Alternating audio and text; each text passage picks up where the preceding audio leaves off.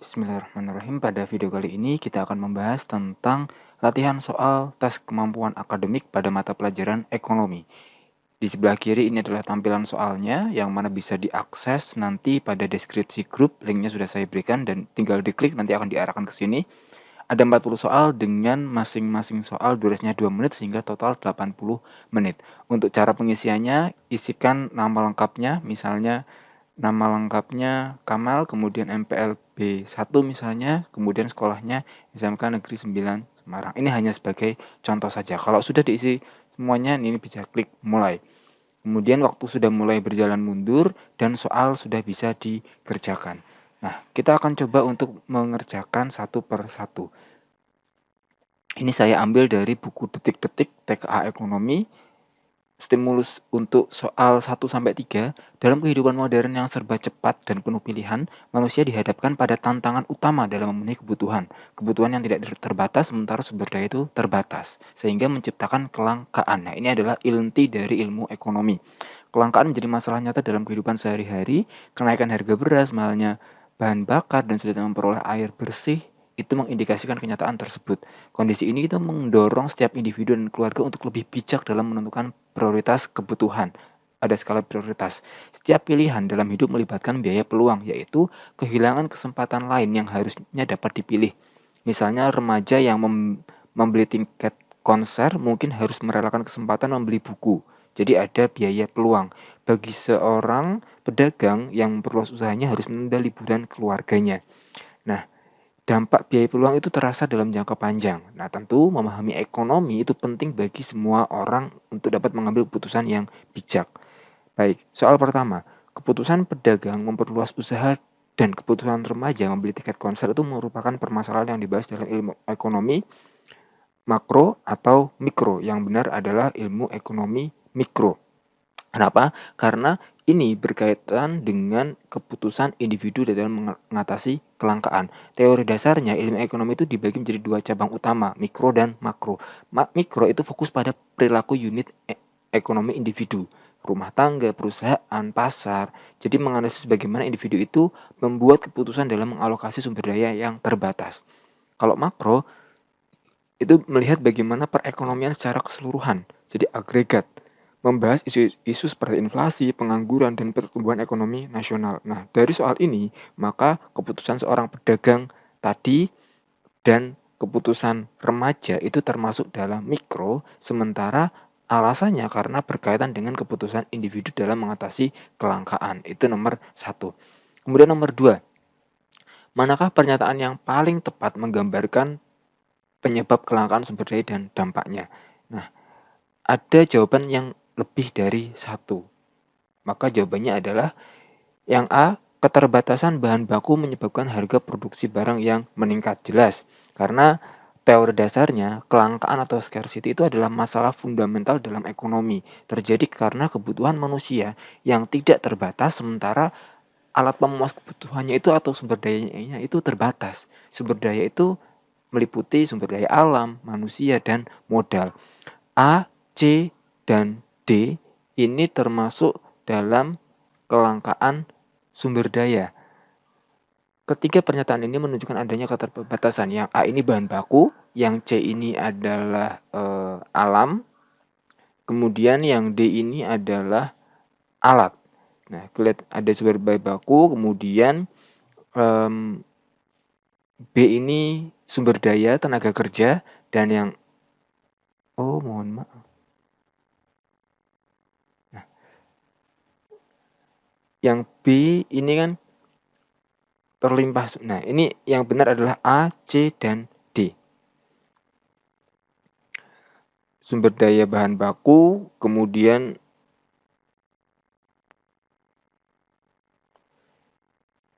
untuk soal nomor 2 ini yang sesuai adalah A, karena A ini adalah bahan baku, kemudian yang C ini adalah hasil panen, dan D ini adalah modal. Kalau yang pilihan B itu menunjukkan kelimpahan sumber daya, jadi banyak sumber daya tenaga kerja, tapi bukan sebuah kelangkaan. Kalau E ini respon saja terhadap harga yang tinggi, bukan merupakan kelangkaan sumber daya itu sendiri.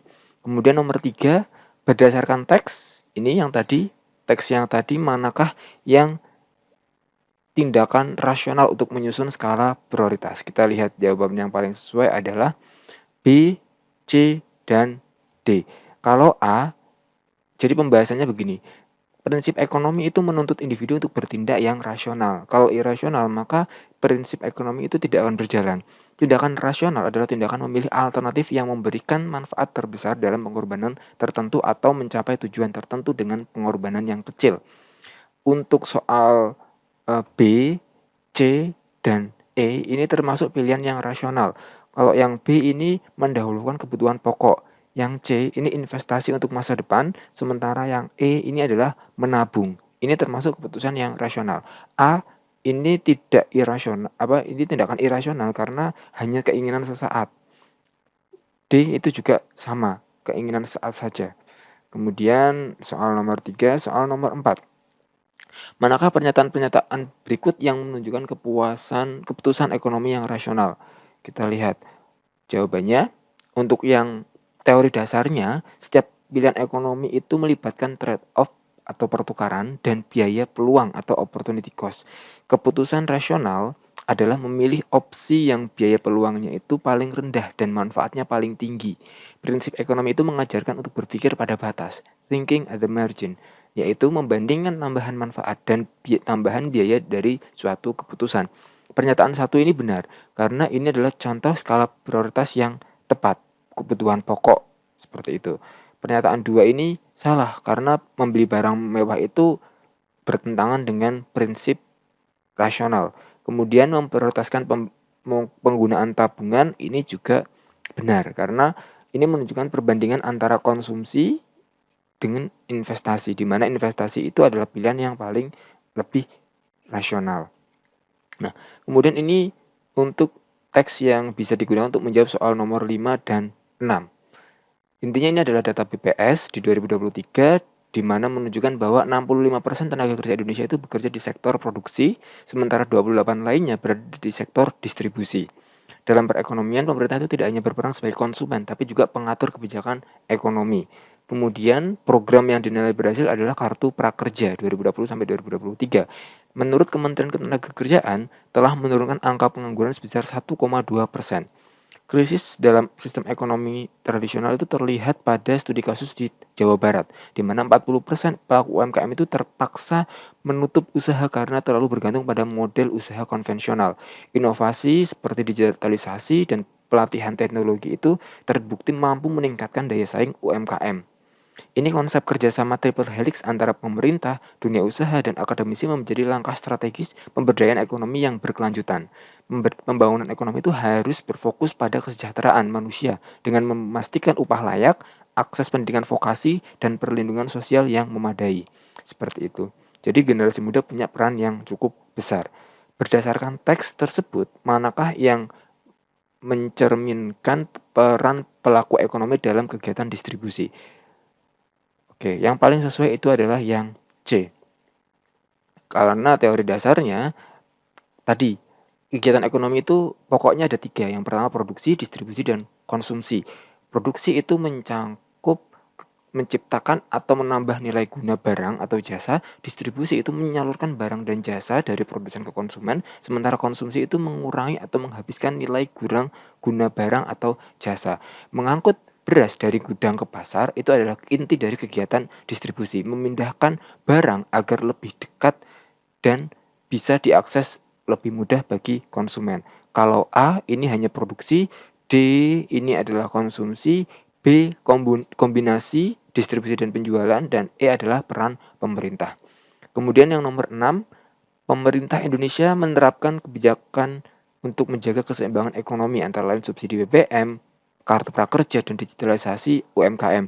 Berdasarkan proyeksi data terkini, kebijakan ekonomi akan lebih efektif jika yang paling sesuai adalah A, C, dan D. Kita lihat pembahasannya. Efektivitas kebijakan pemerintah itu seringkali bergantung pada adanya kebijakan komplementer atau pelengkap dan ekosistem yang mendukung.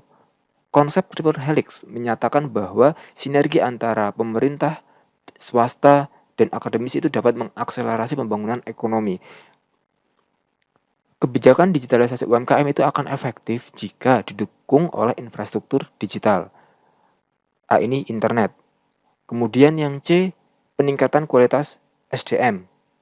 Yang D, insentif itu mendorong adopsi dari teknologi-teknologi yang ada. Kalau B ini hanya fokus pada kota besar dan akan menyebabkan ketimpangan, sementara yang E itu juga akan menjadi sesuatu yang sulit bagi UMKM atau pelaku bisnis yang masih kecil itu karena tarif pajak seperti itu. Kemudian nomor 7, dalam perekonomian 4 sektor terdapat interaksi antara rumah tangga, perusahaan, pemerintah, dan sektor luar negeri. Ini adalah 4 sektor, ekonomi 4 sektor. Pemerintah memungut pajak dari masyarakat dan perusahaan lalu mengalokasikannya untuk membiayai belanja negara. Sementara perusahaan dapat mengekspor barang ke luar negeri dengan menerima pembayaran dari negara lain. Terkait dengan alur circular flow diagram dalam perekonomian 4 sektor, tepat atau tidak pernyataan berikut ini? Ini saya akan coba tampilkan.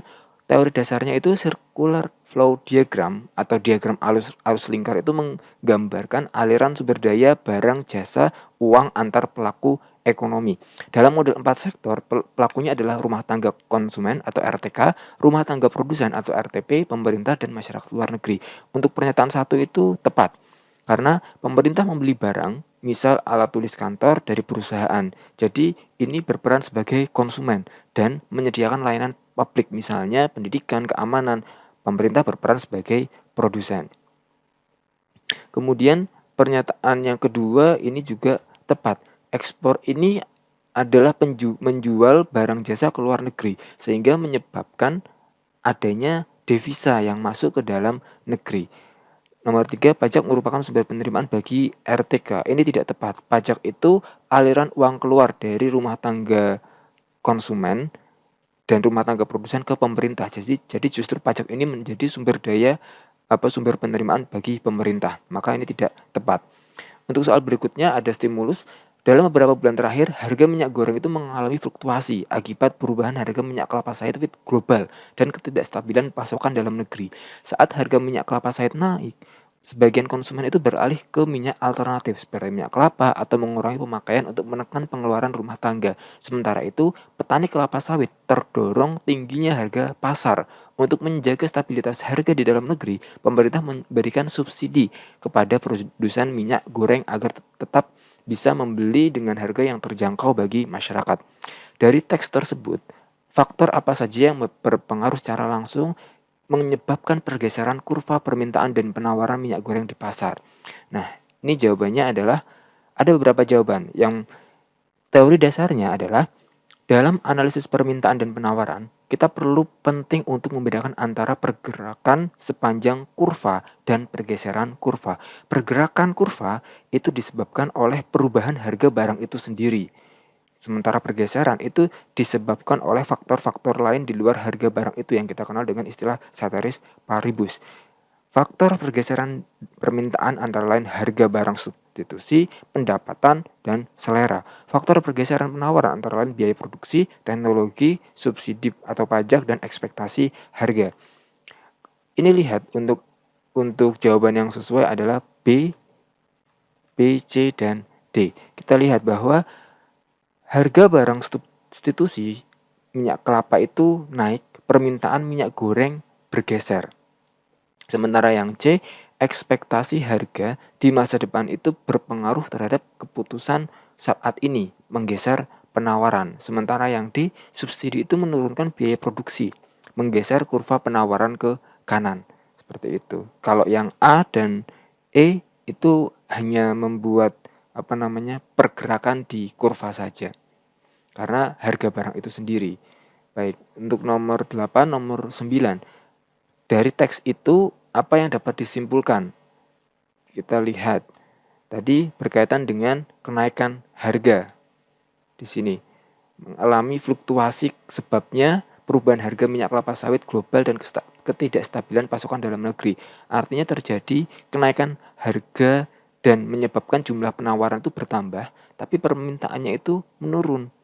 Teori dasarnya, hukum permintaan, law of demand, itu menyatakan bahwa ceteris paribus, jika harga suatu barang naik, maka jumlah barang yang diminta akan turun. Dan sebaliknya, hukum penawaran, ceteris paribus, jika harga sesuatu barang naik, maka jumlah barang yang akan ditawarkan akan naik dan hubungannya positif atau berbanding lurus. Kita coba saya akan coba cari di internet saja penjelasannya. Kita lihat di sini mungkin lebih mudah dalam menjelaskan dalam bentuk gambar. Ini hukum permintaan terbalik. Nah, kurang lebih seperti ini. Hukum permintaan, harga naik, jumlah diminta turun. Jadi di sini kalau harga naik di angka 12.000, maka menyebabkan permintaan jadi 50. Ketika harga turun 11, maka permintaan menjadi 56. Semakin turun harganya, maka permintaan semakin naik dan sebaliknya. Hukum penawaran sebaliknya lagi. Hukum penawaran kita lihat. Nah, hukum penawaran seperti ini. Jika penawaran itu bersifat searah, ketika ini artinya ceteris paribus. Jika harganya 4.000, maka yang ditawarkan menjadi 10 oleh produsen. Jika harga naik menjadi 7.000, yang ditawarkan akan menjadi 25. Ini dari sisi produsen. Kalau harga minyak goreng naik, konsumen itu cenderung membeli yang lebih sedikit. Ini kita kembali ke hukum permintaan tadi. Kita lihat di hukum permintaan tadi.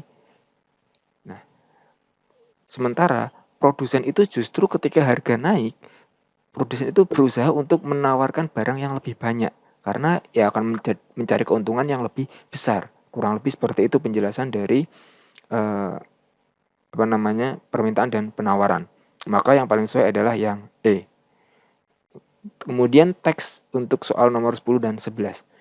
Pemerintah berencana meningkatkan produksi kedelai lokal untuk mengurangi ketergantungan impor. Untuk mencapai tujuan ini, pemerintah membuat kebijakan subsidi pupuk kepada petani kedelai dan membuka akses yang lebih mudah terhadap kredit pertanian dan dengan bunga yang rendah. Sementara itu, harga minyak goreng yang merupakan produk turunan kedelai juga berpotensi naik karena permintaan global yang tinggi. Oke, kita perlu menentukan sesuai atau tidak sesuai dari pernyataan berikut. Untuk yang pasar faktor produksi berperan dalam penyediaan pupuk dan modal bagi petani kedelai. Kita lihat teori dasarnya dulu. Perekonomian itu memiliki dua pasar utama. Pasar faktor produksi atau pasar input dan pasar barang atau pasar output. Pasar input itu tempat diperjualbelikannya faktor-faktor produksi seperti tenaga kerja, modal, dan tanah, juga bahan baku. Sementara pasar output atau pasar barang itu tempat diperjualbelikannya barang dan jasa hasil produksi. Pernyataan 1, pupuk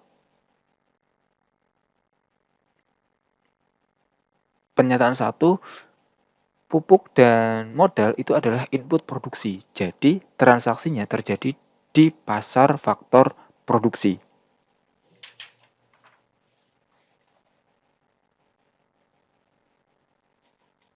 Maka ini adalah sesuai. Kemudian pernyataan kedua,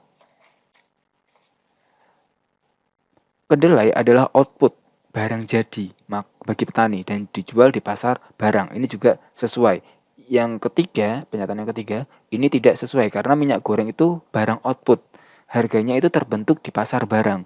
Indikatornya di pasar faktor produksi adalah harga input seperti harga kedelai atau upah buruh tani itu sendiri. Nomor 11. Berdasarkan teks, manakah pernyataan yang tepat mengenai dampak kebijakan pemerintah dan kondisi pasar terhadap kedelai? Kita langsung lihat yang sesuai adalah A dan D. Kita lihat penjelasannya. Kebijakan pemerintah itu seperti subsidi dan kredit lunak itu dapat menurunkan biaya produksi. Penurunan biaya produksi akan mendorong produsen untuk menawarkan lebih banyak barang pada setiap tingkat harga yang secara grafis ditunjukkan dengan pergeseran kurva penawaran ke kanan.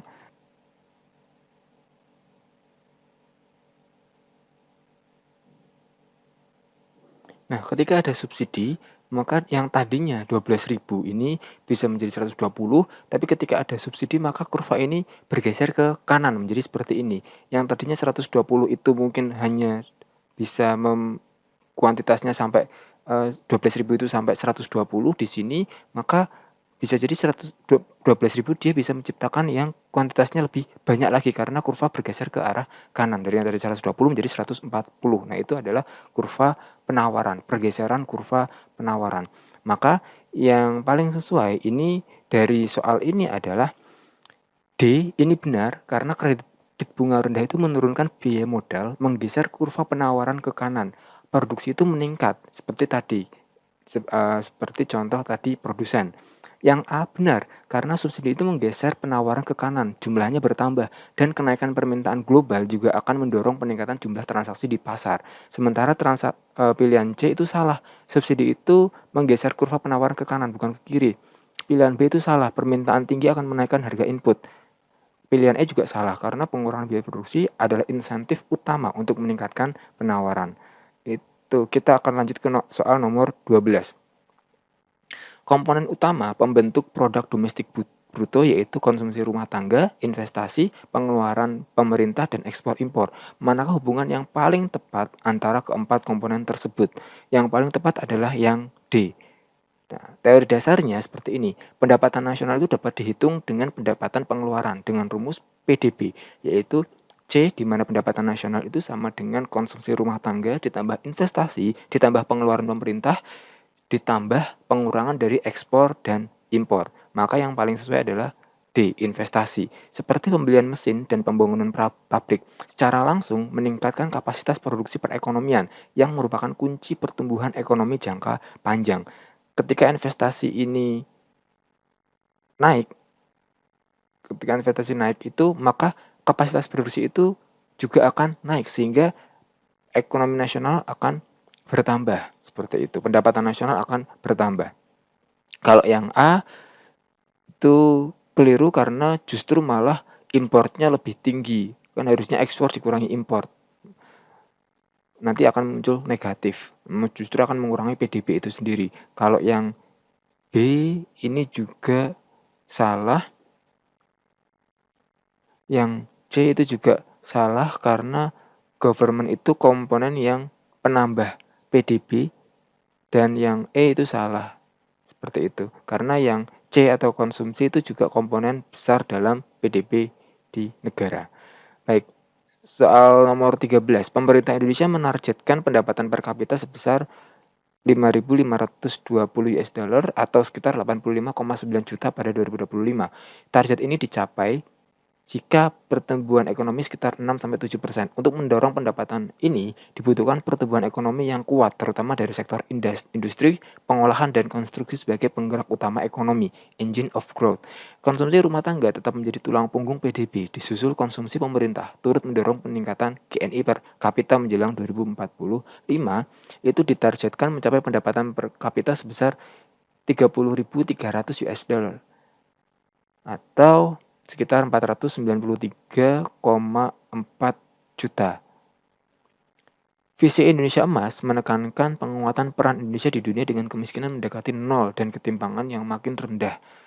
Manakah pernyataan yang menunjukkan efektivitas pendapatan per kapita dalam menilai pemerataan ekonomi?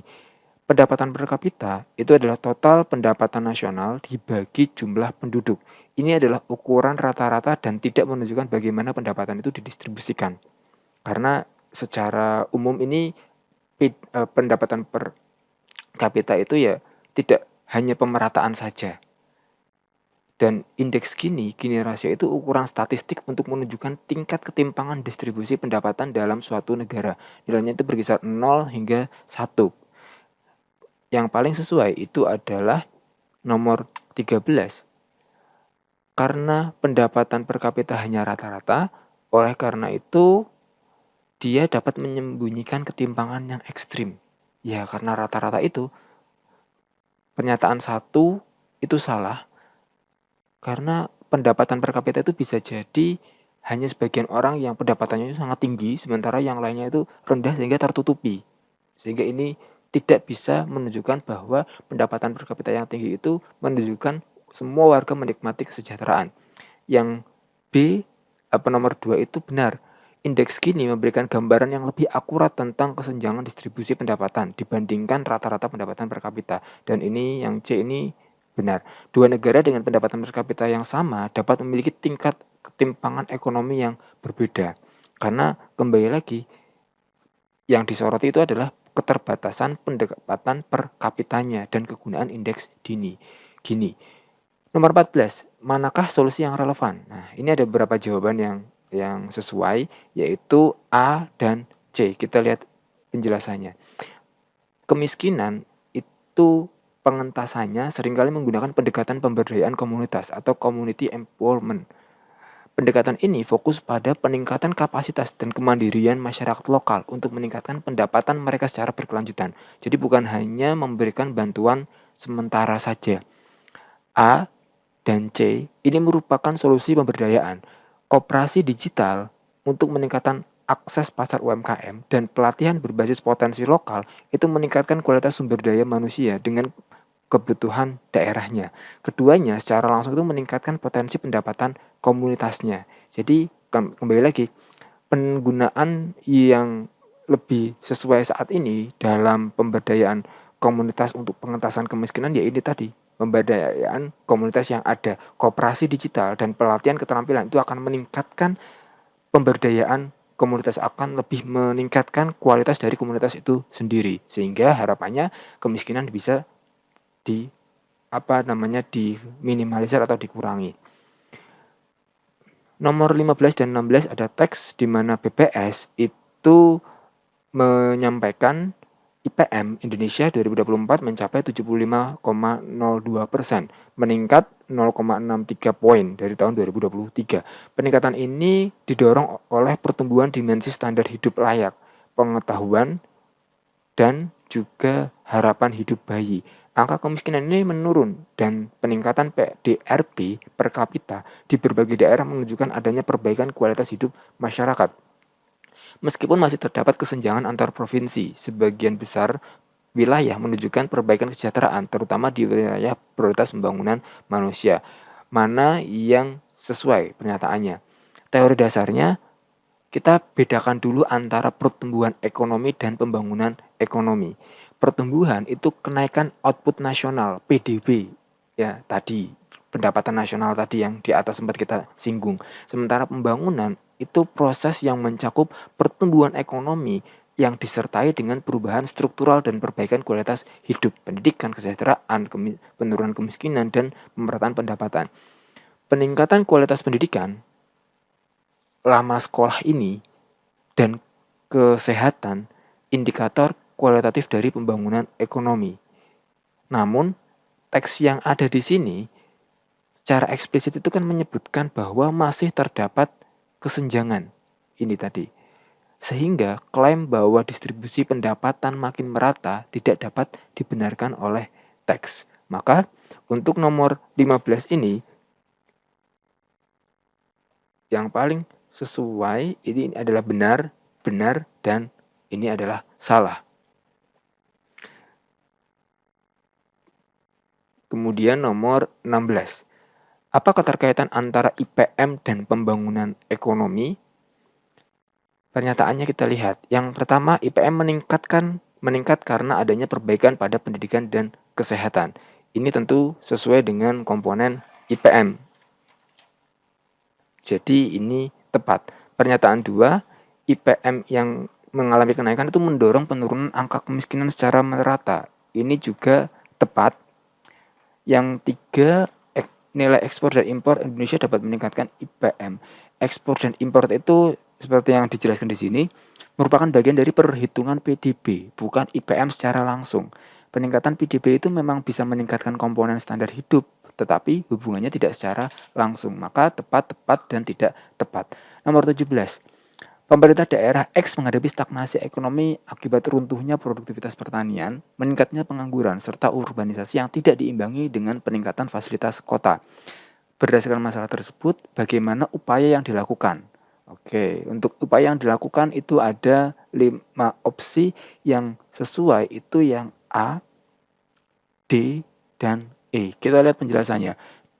Teori dasar, pertumbuhan ekonomi berkelanjutan itu adalah pertumbuhan yang tidak hanya tinggi saja, tapi inklusi dirasakan bagi banyak orang dan ramah lingkungan serta tidak mengorbankan potensi generasi yang akan datang.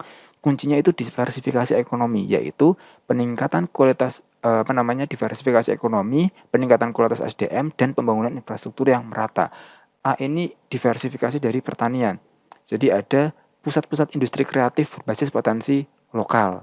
Nah, yang D, infrastruktur itu menjadi tulang punggung konektivitas dan efisiensi ekonomi. Maka membangun infrastruktur dasar itu mendukung konektivitas antar wilayah. Dan E, peningkatan SDM itu juga mengatasi pengangguran dan meningkatnya produktivitas. Pelatihan vokasi itu perlu untuk dilaksanakan. Berikutnya,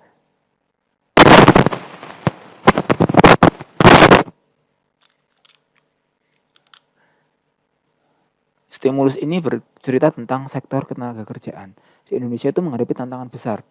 Di tengah upaya pemerintah mendorong pertumbuhan ekonomi, jumlah angkatan kerjanya mencapai 149,4 juta per Februari 2024. Tingkat pengangguran terbuka yang masih berada di angka 4,8% menunjukkan adanya jutaan orang yang belum terserap di pasar kerja. Masalah ini diperparah oleh ketimpangan penyerapan tenaga kerja antara wilayah serta ketidaksesuaian antara keterampilan lulusan dengan kebutuhan industri. Sistem pengupahan minimum UMP, UMK terus menjadi sumber perdebatan antara pengusaha yang khawatir akan peningkatan biaya produksi dan pekerja yang menuntut upah layak untuk menutupi kenaikan harga kebutuhan pokok. Perlu pendekatan lintas sektor yang komprehensif. Masalah pengangguran itu menunjukkan adanya potensi sumber daya manusia yang belum termanfaatkan secara optimal. Solusinya itu terletak pada peningkatan kualitas pendidikan dan pelatihan vokasi agar selaras dengan permintaan industri, mendorong investasi yang mampu menciptakan lapangan kerja baru, serta memperkuat sektor UMKM yang terbukti efektif dalam penyerapan tenaga kerja. Jadi perlu adanya sinergi antara pemerintah, pelaku usaha, dan masyarakat. Kemudian soalnya, berdasarkan teks, manakah pernyataan yang sesuai? Nah, yang paling sesuai itu adalah A, B, dan E. Kita lihat pernyataannya, penjelasannya. Tenaga kerja atau manpower, semua penduduk dalam usia kerja, biasanya antara 15 sampai 64 tahun. Angkatan kerja, yaitu bagian dari tenaga kerja yang secara ekonomi itu aktif, yaitu sedang bekerja atau aktif mencari pekerjaan. Bukan angkatan kerja, itu bagian dari tenaga kerja, bagian dari manpower, tapi tidak bekerja. Misalnya pelajar, ibu rumah tangga. Pernyataan A adalah definisi yang tepat karena angkatan kerja itu mencakup seluruh penduduk usia kerja. Ya, ini bagian dari tenaga kerja yang aktif secara ekonomi. Tingkat pengangguran terbuka menunjukkan adanya bagian dari angkatan kerja yang belum terserap. Ini juga sesuai. Pernyataan B adalah interpretasi yang benar dari tingkat pengangguran terbuka. Jadi tingkat pengangguran terbuka itu sama dengan jumlah penganggur dibagi jumlah angkatan kerja bagi 100. Pernyataan E adalah solusi yang relevan untuk meningkatkan kualitas angkatan kerja dari pelatihan vokasi dan peningkatan kualitas pendidikan. Nomor 19. Dalam mendukung pembangunan ekonomi, pertumbuhan perusahaan menggunakan berbagai sistem upah seperti borongan, harian, dan mingguan. Setiap sistem memiliki kelebihan dan kekurangan yang mempengaruhi produktivitas dan kesejahteraan pekerja. Pernyataan yang tepat mengenai kelebihan atau kekurangan ketiga sistem upah adalah, kita lihat jawaban yang sesuai adalah A, B, dan C. Kita lihat penjelasannya. Sistem upah itu dirancang untuk memberikan insentif kepada pekerja. Untuk borongan, itu berdasarkan jumlah output yang dihasilkan. Dia mendorong kuantitas. Waktu, time rate itu upah berdasarkan waktu kerja, jam, hari, minggu, mendorong kehadirannya. Untuk A ini benar karena kelemahan utama borongan adalah potensi mengabaikan kualitas demi kuantitas, seperti itu. Tapi sesuai dengan teori bahwa borongan itu mendorong kuantitas dari hasil yang dikerjakan. Yang B, memberikan fleksibilitas bagi perusahaan. Kalau upah harian, iya jelas. Jadi kebutuhan tenaga kerja itu kan berubah. Tapi bagi pekerja sering kehilangan jaminan pendapatan yang stabil. Kalau lagi butuh dipakai, kalau tidak ya tidak. Maka upah harian itu bersifat fleksibel, tapi tidak menjamin kontinuitas. Yang C, upah mingguan itu membantu pekerja mengelola keuangan secara lebih baik, tapi dapat meningkatkan beban administrasi perusahaan. Ya, upah mingguan itu memberikan arus kas yang lebih teratur bagi pekerja karena pekerja itu mendapatkan uang yang lebih rutin, tapi secara administrasi di perusahaan itu merepotkan karena harus setiap minggu melakukan pelaporan, setiap minggu itu melakukan pengelolaan arus kas dan lain-lain sebagainya. Kita lihat soal nomor 20. Manakah upaya yang dapat diterapkan untuk mengatasi permasalahan ketenaga kerjaan? Kita lihat solusinya. Salah satu jenis pengangguran itu adalah pengangguran struktural yang terjadi akibat adanya perubahan struktur ekonomi, misal dari agraris ke industri, dari konvensional ke digital, sehingga terjadi ketidaksesuaian atau mismatch antara keterampilan yang dimiliki pencari kerja dengan kebutuhan industri. Kalau pernyataan pertama ini benar, karena pengembangan pelatihan vokasi dan berbasis digital itu dapat menjadi langkah inovatif untuk menyiapkan tenaga kerja yang sesuai dengan kebutuhan industri modern. Karena ini konvensional ke digital tadi. Memberikan subsidi konsumtif itu salah. Karena subsidi konsumtif itu hanya untuk jangka pendek, tidak mengatasi akar masalah pengangguran struktural itu. UMKM didorong untuk bertransformasi ke platform daring. Jelas, ini paling sesuai karena membuka pasar baru dan menciptakan kesempatan kerja. Soal nomor 21 hingga 22. BPS mencatat inflasi inflasi tahunan pada April 2025 itu sebesar 1,95%, meningkatkan dibanding April 2024. Papua Pegunungan inflasinya itu tertinggi sebesar 5,9%, sementara inflasi terendah itu terjadi di Gunung Sitoli 0,14%. Kenaikan harga beras, cabai rawit, dan tarif angkutan udara menjadi penyumbang utama inflasi. Untuk menjaga, Bank Indonesia itu mempertahankan suku bunga acuan atau BI rate di angka 5,75% sambil membuka peluang penurunan suku bunga pada masa yang akan datang sesuai dengan kondisi ekonomi global. Baik, berdasarkan teks apa peran penting indeks harga konsumen dalam pengambilan keputusan modern? Yang sesuai adalah A, B, dan C. Kita lihat penjelasannya. IHK adalah indikator yang mengukur perubahan rata-rata harga dari waktu ke waktu untuk barang dan jasa yang biasa dikonsumsi oleh rumah tangga. Laju perubahan IHK dari tahun ke tahun itu disebut inflasi. Tujuan utama kebijakan moneter Bank Indonesia itu menjaga stabilitas rupiah yang tercermin dari laju inflasi yang rendah dan stabil. Yang A, dasar penetapan sasaran inflasi dan menjaga kestabilan daya beli masyarakat, itu adalah indikator utama untuk mengukur inflasi IHK ini. Kemudian yang B, cerminan biaya hidup masyarakat, gambaran langsung terhadap dinamika harga dan jasa rumah tangga. Jadi IHK ini punya peran 1, 2, dan 3. Dan yang ketiga itu alat deteksi dini tekanan harga bagi Bank Sentral atau Bank Indonesia. Sinyal awal terhadap tekanan inflasi jangka pendek yang dirasakan masyarakat. Nomor 22. Berdasarkan teks, tentukan fakta atau opini untuk setiap pernyataan berikut. Kita lihat jawabannya. Teori dasarnya, fakta. Pernyataan dapat diverifikasi kebenarannya secara objektif melalui data, bukti, atau catatan, sementara opini, pernyataan yang didasarkan pada keyakinan, perasaan, atau penilaian subjektif seseorang dan tidak dapat dibuktikan benar atau salah secara mutlak. Seringkali mengandung kata-kata seperti seharusnya, lebih baik dianggap. Yang satu, karena data rilis BPS sehingga bersifat faktual. Dan 2 dan 3 itu dianggap cukup untuk menjaga. Maka ini opini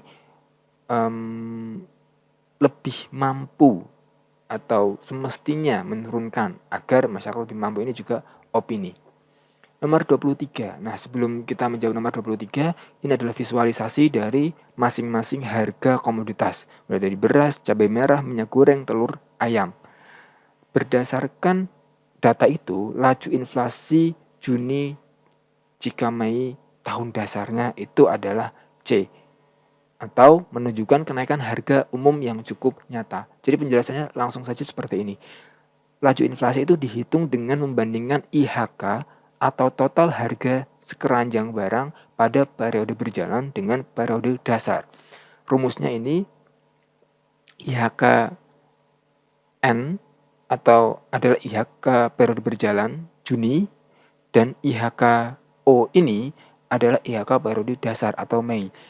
Jika Mei, IHK Mei itu 14.000 ditambah 24.000 ditambah 18.000 ditambah 29.000 sama dengan sekian, IHK Juni 90.500, maka laju inflasinya kita lihat IHKN dikurangi IHKO dibagi IHKO, berarti 90.500 dikurangi 85.800 dibagi hasilnya, dibagi 85.500 dikali 100%, atau 5,85 yang mendekati adalah 5,8 ini. Jadi nanti terjadi kenaikan harga yang umum nantinya. Karena memang di sini menunjukkan harga yang naik antara bulan Mei ke bulan Juni. Tapi jumlahnya berapa? 5,8. Nomor 24. 23 tadi 5,8. 24, akibat ketidakstabilan ekonomi global, nilai tukar rupiah itu mengalami tekanan dan tingkat inflasi domestik yang meningkat.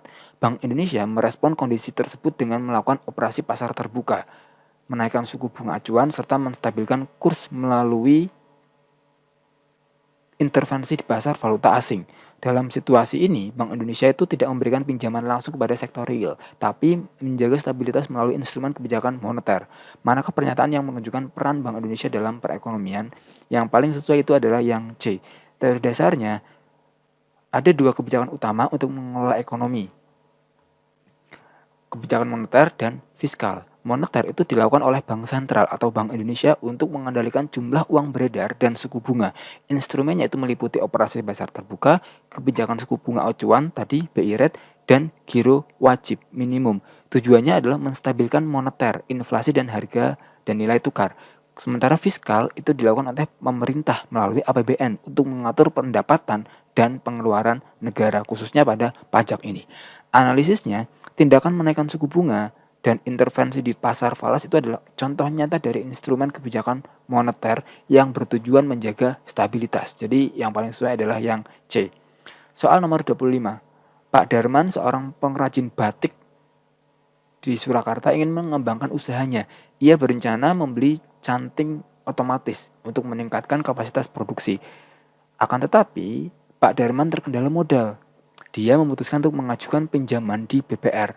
Apa manfaat utama? Yang paling sesuai ini adalah C dan D. Kita lihat jawabannya. Penjelasannya, lembaga keuangan seperti BPR itu fungsinya sebagai perantara keuangan atau financial intermediary. Mereka mengumpulkan dana dari masyarakat dan menyalurkannya ke dalam bentuk kredit kepada pihak yang membutuhkan, seperti UMKM. Jadi dari masyarakat dikumpulkan, kemudian disalurkan ke pihak yang membutuhkan.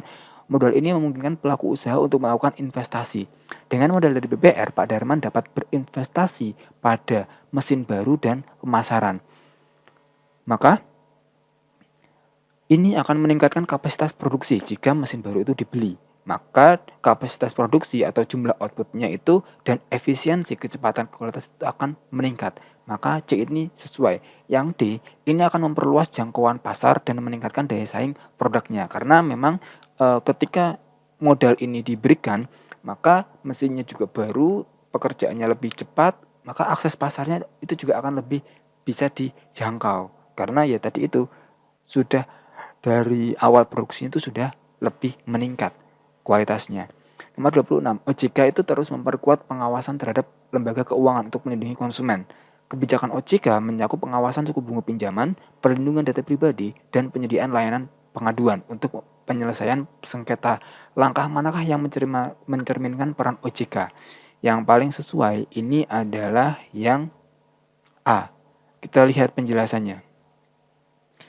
OJK memiliki 3 tugas utama. Yang pertama, mengatur dan mengawasi kegiatan jasa keuangan, menjaga stabilitas sistem keuangan, dan melindungi kepentingan konsumen dan masyarakat. Menyediakan layanan pengaduan adalah wujud nyata dari fungsi OJK dalam melindungi konsumen, termasuk pelaku usaha kecil, dan praktik lembaga keuangan yang mungkin merugikan. Ini memastikan adanya mekanisme penyelesaian sengketa yang adil dan transparan. Kita lihat nomor 27. Rendahnya penerimaan pajak menjadi tantangan besar bagi Indonesia dalam mewujudkan visi pembangunan jangka panjang, termasuk Indonesia 2025. Berdasarkan laporan Bank Indonesia berjudul Funding Indonesian Future, Indonesia ketinggalan dalam penerimaan pajak rata-rata sebesar 6,3% dari PDB setiap tahun selama 2016 sampai 2022. Pada tahun 2023, rasio pajak hanya mencapai 10,2% dari PDB, jauh lebih rendah dibandingkan negara-negara ASEAN dan negara berkembang lainnya. Untuk meningkatkan rasio, Bank Dunia itu mengidentifikasi berbagai faktor penyebab, mulai dari rendahnya kepatuhan wajib pajak, desain kebijakan pajak yang rumit, hingga lemahnya penegakan hukum. Nah, ini kita coba lihat bahwa sekitar 25% perusahaan melakukan penghindaran pajak, terutama terhadap kewajiban PPN dan PPh. Desain kebijakan pajak yang tidak ramah seperti peraturan yang rumit dan tidak konsisten menyulitkan wajib pajak dalam memenuhi kewajiban mereka, terutama bagi pelaku usaha kecil.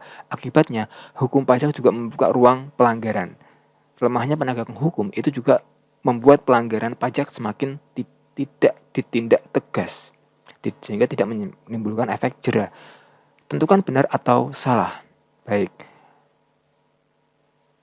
Teori dasarnya, rasio pajak atau tax ratio adalah perbandingan antara total penerimaan pajak dengan PDB. Rasio yang rendah menunjukkan kemampuan negara dalam mengumpulkan pendapatan masih lemah. Penyebabnya bisa karena basis pajak yang sempit, kepatuhan yang rendah, dan administrasi yang lemah.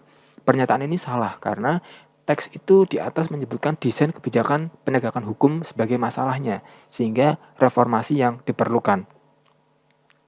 Jadi ini tidak berkaitan dengan teks sebenarnya. Yang dua itu benar, penegakan hukum yang kuat dapat meningkatkan kepatuhan dan mengurangi penghindaran pajak. Sektor informal yang dominan justru memperkuat penerimaan fiskal. Ini salah.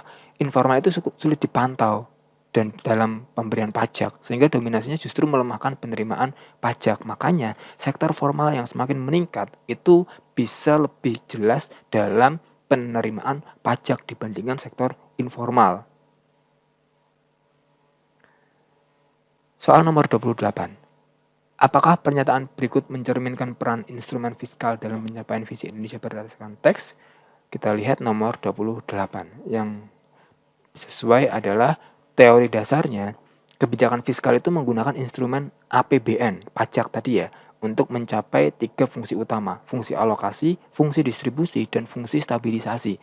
Alokasi itu mengalokasikan sumber daya untuk penyediaan barang publik, fungsi distribusi mengurangi ketimpangan pendapatan melalui pajak progresif dan belanja sosial, fungsi stabilisasi adalah menjaga stabilitas ekonomi dari guncangan.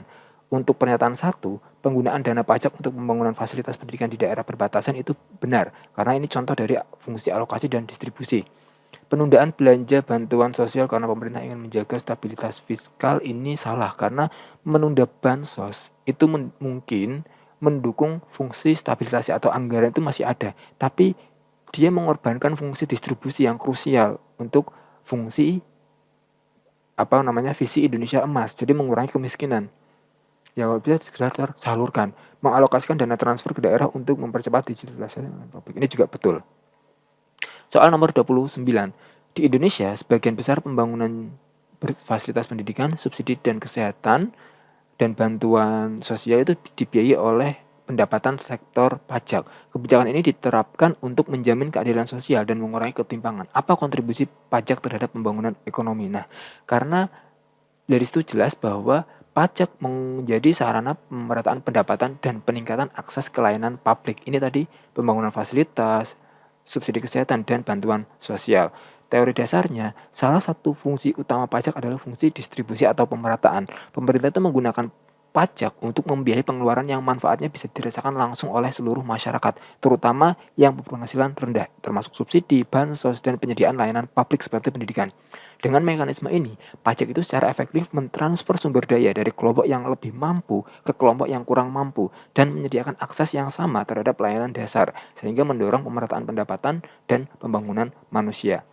Kita lihat koperasi di sebuah desa di tahun 2012 itu ada anggotanya yang terdiri dari petani kopi, yang terdiri dari kelompok tani. Dalam operasionalnya, koperasi ini menerapkan sistem perdagangan yang adil atau fair trade. Artinya, koperasi menetapkan harga jual minimum dan menggunakan sistem lelang terbuka agar petani memperoleh harga terbaik. Hasilnya, kopi jenis ini full waste milik koperasi berhasil dilelang harga 577.000 per kilogram dari Jepang. Selain menjual kopi, koperasi ini juga mengadakan pelatihan bagi anggotanya, antara lain keterampilan merangkai bunga, mengelola usaha, dan keuangan, serta keselamatan kerja. Kaum perempuan itu juga diberi kesempatan untuk menjadi pemimpin dalam koperasi ini. Dalam survei, para petani itu cukup puas. Masa nilainya 8,7 dari skala tertinggi dengan 94,83%. Capaian ini mencerminkan bahwa koperasi yang dikelola dengan baik dan profesional mampu memberikan manfaat yang besar bagi anggotanya. Berbeda dengan BUMN atau BUMS yang berorientasi pada keuntungan atau pelayanan publik, koperasi berorientasi pada kebersamaan dan kesejahteraan anggota. Soal nomor 30, benar atau salah? Keanggotaan koperasi bersifat terbuka. Oke, kita lihat penjelasannya dulu. Koperasi itu adalah badan usaha yang berasaskan kekeluargaan atau tujuannya menyejahteraan anggotanya. Prinsip utamanya adalah keanggotaan sukarela dan terbuka, pengelolaan secara demokratis, dan partisipasi ekonomi anggota. Koperasi itu tidak semata-mata mencari keuntungan, tapi manfaat sebesar-besarnya bagi anggota. Pernyataan yang pertama benar, karena koperasi itu bersifat terbuka dan berasal dari masyarakat daerah setempat. Koperasi berupaya untuk meningkatkan keterampilan anggotanya juga benar. Koperasi menjual kopi dengan harga yang sangat tinggi. Ini salah.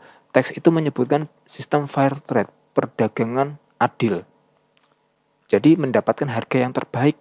Terbaik itu bukan berarti tinggi, sangat tinggi, bukan. Karena ini penekanannya pada keadilan dan transparansi, bukan eksploitasi harga. 31. Manakah pernyataan yang tepat terhadap yang berkaitan dengan keberhasilan koperasi meningkatkan kesejahteraan petani kopi di desa berdasarkan teks tadi? Yang paling sesuai itu adalah yang E. Jadi penjelasannya, keberhasilan pembangunan komunitas atau kelompok usaha kecil itu seringkali bergantung pada dua pilar, akses pasar dan peningkatan kapasitas.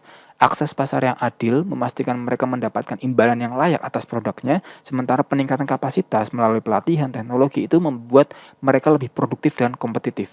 Keberhasilan koperasi bukan hanya sekedar satu faktor, melainkan kombinasi sinergis antara sistem penjualan yang adil dan program pelatihan untuk meningkatkan keterampilan anggota. Kombinasi inilah yang secara berkelanjutan memperkuat daya saing dan kesejahteraan mereka. Jadi ini yang paling sesuai. Nomor 32. PT Surya Logistik adalah perusahaan transportasi barang yang berkembang pesat. Dalam 6 bulan terakhir, perusahaan mengalami penurunan kepuasan kerja karyawan. Keluhan yang muncul yaitu tidak adanya kejelasan jenjang karir, pembagian kerja tumpang tindih, serta tidak ada pelatihan untuk meningkatkan keterampilan. Apa strategi MSDM? Yang sesuai A. Melakukan pelatihan peningkatan kompetensi, C. Menyusun perencanaan karir, dan D. Menyederhanakan struktur organisasi agar tidak tumpang tindih. MSDM itu bertujuan untuk mengelola tenaga kerja secara efektif untuk mencapai tujuan organisasi. Beberapa fungsi utamanya adalah analisis jabatan, perencanaan karir, dan pelatihan pengembangan. Strategi MSDM yang efektif itu harus secara langsung menjawab akar permasalahan yang dikeluhkan karyawan. Yang A ini tidak ada pelatihan, dijawab dengan pelatihan kompetensi. Yang C tidak ada jenjang karir, dijawab dengan perencanaan karir. Dan D pembagian kerja tumpang tindih, maka dijawab dengan penyederhanaan struktur organisasi. Seperti itu. Nomor 33. Sepanjang 2024, ekspor Indonesia itu meningkat hingga rata-rata 24 miliar US dollar per bulan. Peningkatan ini didorong oleh kuatnya sektor manufaktur dan pertanian, serta permintaan yang tinggi terhadap minyak sawit dan nikel dari negara mitra seperti Tiongkok, Amerika Serikat, dan India. Manakah pernyataan berikut yang benar? Kita lihat teorinya dulu. Perdagangan internasional itu sangat dipengaruhi oleh permintaan dari negara importir dan kemampuan suplai dari negara eksportir. Diversifikasi ekspor, baik dari segi produk maupun negara tujuan, itu penting untuk mengurangi kerentanan ekonomi terhadap guncangan eksternal. A dan B ini benar karena ekspor meningkat karena permintaan tinggi, kondisi mitra dagang, dan produksi domestik yang kuat. Kemudian yang D ini juga benar, minyak sawit, sektor agraris itu menjadi salah satu pendorong utama. Dan yang E ini juga benar karena bergantung pada beberapa komoditas seperti minyak sawit dan nikel, menciptakan resiko jika permintaan Tiongkok dari Amerika itu menurun. Seperti ini. Jadi rentan terhadap perubahan permintaan global. Karena ya ketergantungan pada komoditas ekspor tadi hanya tertentu masalahnya. Nomor 34. Indonesia dan Korea itu sepakat menandatangani kerjasama pengembangan teknologi kendaraan listrik. Kedua negara akan berbagi teknologi dalam membuka peluang investasi di sektor industri otomotif ramah lingkungan. Kerjasama yang terjadi termasuk bentuk kerjasama bilateral. Berarti yang B. Teori dasarnya, bentuk kerjasama ekonomi internasional itu dapat diklasifikasikan berdasarkan jumlah negara yang terlibat. Bilateral itu 2 negara, regional itu negara-negara dalam satu kawasan, misalnya ASEAN. Multilateral itu melibatkan banyak negara tanpa batasan wilayah, contoh World Bank, WTO. Karena kerjasama ini hanya terjadi di Indonesia dan Korea Selatan, jadi 2 negara saja, maka bentuknya adalah bilateral. Soal nomor 35 dan 36, memasuki awal 2025, pemerintah Indonesia itu menghadapi tantangan fluktuasi ekspor akibat ketidakpastian pasar global dan menurunkan permintaan mitra dagang utama. Meskipun ekspor komoditas seperti batu bara dan kelapa sawit masih mendominasi, kontribusi ekspor produk bernilai bertambah, seperti makanan, olahan, tekstil, dan kendaraan listrik masih terbatas. Sementara, tingginya impor barang konsumsi dan bahan baku industri memperbesar defisit neraca transaksi berjalan. Untuk menjawab tantangan tersebut, pemerintah mengambil kebijakan hilirisasi industri secara lebih agresif, mendorong ekspor ke pasar-pasar non-tradisional seperti Afrika dan Timur Tengah, serta memberlakukan insentif pajak bagi UMKM ekspor. Alternatif lainnya seperti diplomasi ekonomi, peningkatan kualitas logistik ekspor, dan promosi produk unggulan berbasis teknologi hijau yang dapat mendorong daya saing ekspor secara berkelanjutan. Kita cermati dulu, mana pernyataan yang tepat atau tidak tepat. Memberikan insentif fiskal bagi pelaku usaha yang berorientasi ekspor, ini tepat. Infrastruktur pelabuhan dan logistik ekspor, ini tepat. Menurunkan pajak konsumsi dan produk lokal, ini tidak tepat. Kita lihat penjelasannya. Daya saing ekspor suatu produk itu ditentukan oleh harga dan kualitasnya. Kebijakan pemerintah itu dapat mempengaruhi kedua faktor ini. Kebijakan yang berorientasi ekspor itu dirancang untuk mempermudah dan memurahkan kegiatan ekspor. 1 dan 2 itu tepat karena insentif fiskal, misal bebas pajak ekspor dan infrastruktur logistik yang efisien, itu akan menurunkan biaya produksi dan distribusi, sehingga harga jual produk di luar negeri bisa lebih murah dan kompetitif. Sementara pernyataan 3 itu tidak tepat, karena menurunkan pajak konsumsi, PPN itu bertujuan untuk merangsang permintaan di dalam negeri, bukan untuk meningkatkan daya saing di pasar global. Soal nomor 36, berdasarkan kondisi awal 2025, diperlukan kebijakan untuk mengurangi ketergantungan terhadap impor bahan baku industri. Tentukan benar atau salah. Meningkatnya produksi bahan baku lokal melalui kemitraan industri dan petani, ini benar.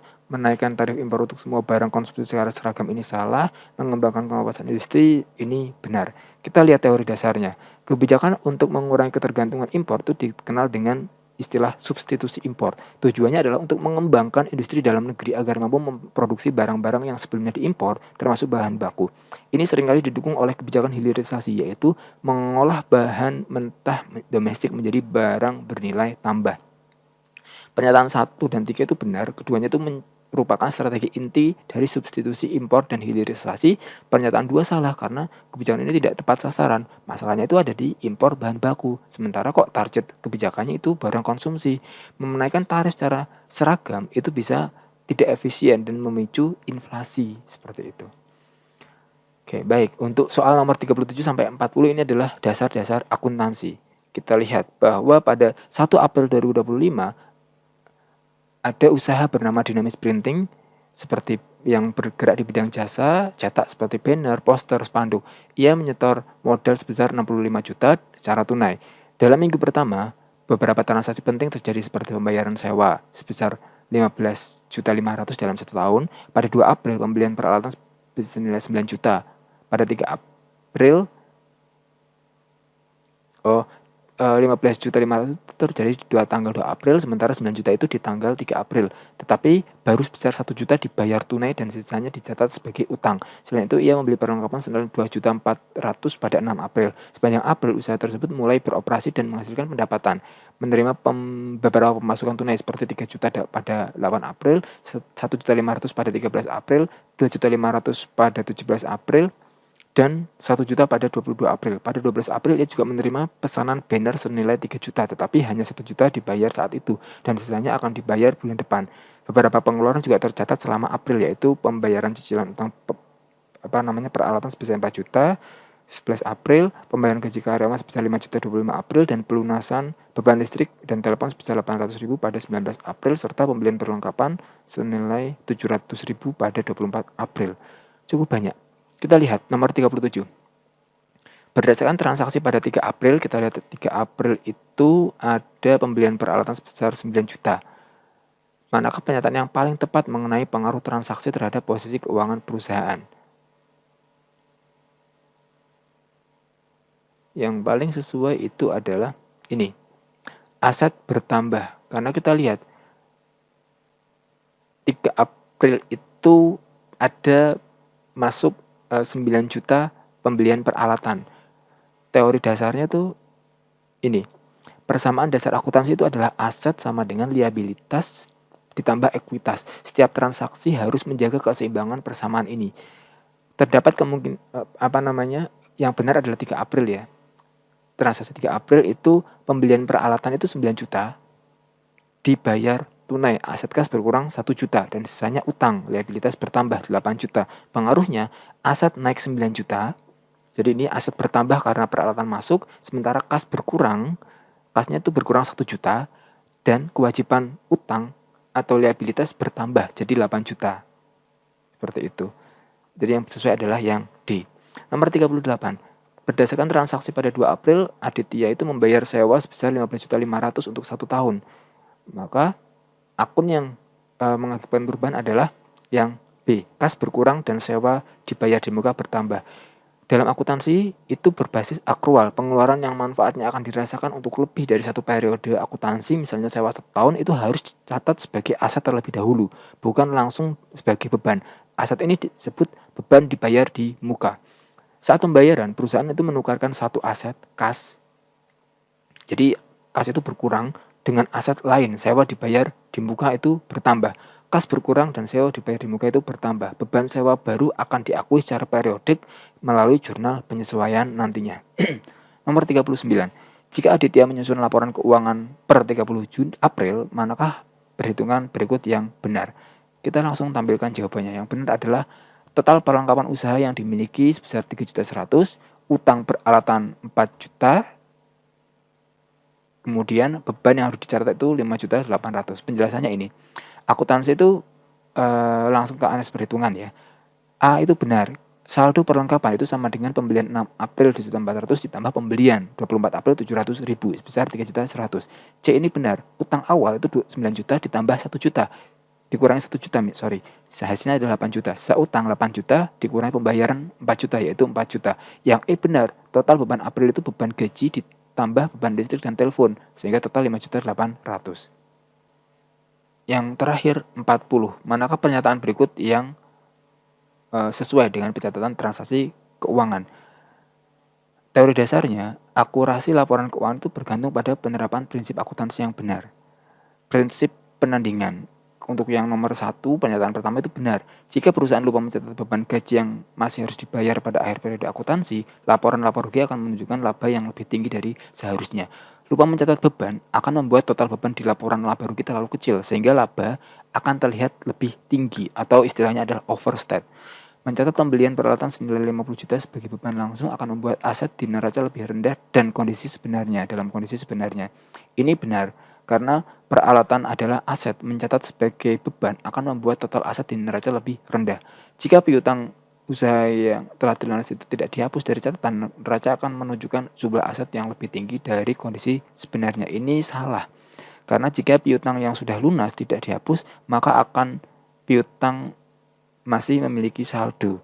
Ini akan membuat total aset di neraca itu lebih tinggi atau overstate, bukan lebih rendah. Demikian pembahasan soal 40 soal. Untuk kunci jawaban itu bisa dilihat, saya tampilkan di Word saja. Untuk password yang ada di aplikasi itu passwordnya adalah SMK Bisa Hebat. Semoga bermanfaat dan sekian.